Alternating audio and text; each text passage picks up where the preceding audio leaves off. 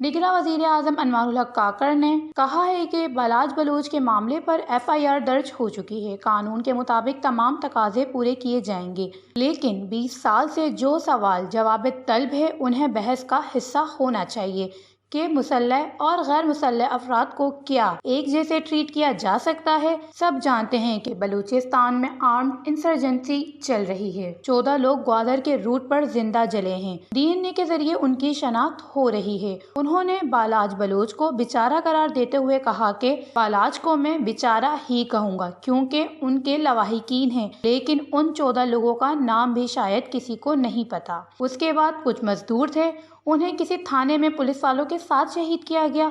सबके हुकूक हैं। खास तौर पर इस केस में ये तय करना होगा कि आर्म्ड सटरगल तशद्दुद किसी भी हवाले से बाज़ जगह जायज़ है तो बाई जगह नाजायज़, जिनकी वजूहात होती हैं। अलबत्ता वजूहात पर बहस की जा सकती है, लेकिन क्या जदीद अक़वाम के मुल्क में तशद्दुद को शेयर होल्डिंग के तौर पर इज्तिमाई या ज़ाती तौर पर टोल एक्सरसाइज कर सकते हैं? उन्होंने कहा, हमारे यहाँ एक कन्फ्यूज़न है कि जिस तरह रियासत तशद्दुद का इस्तेमाल कर सकती है उसी तरह एक ग्रोह भी कर सकता है, इसलिए TTP, BLA और BLF पैदा होते हैं। उन्होंने कहा, गुज़िश्ता 20 साल से जवाब तलब है। नसीम जुनगियान को किसने मारा था, उसके लिए कोई क्यों नहीं आया? मौला बख्श दश्ती समेत सैकड़ों नाम है, उसके लिए क्यों कोई नहीं उठा? डॉक्टर शफी तो ISI के लिए काम नहीं करते थे, क्या कसूर था उनका? उन्होंने कहा, मैं नेशनल पार्टी से नहीं हूँ, लेकिन सिर्फ नेशनल पार्टी के 600 से ज़ायद कारकुनों को खत्म किया गया और फिर ढिठाई के साथ जिम्मेदारी भी कबूल की गई। उन्होंने कहा, अमेरिका में किसी मुखबर को कत्ल करके दिखाएं,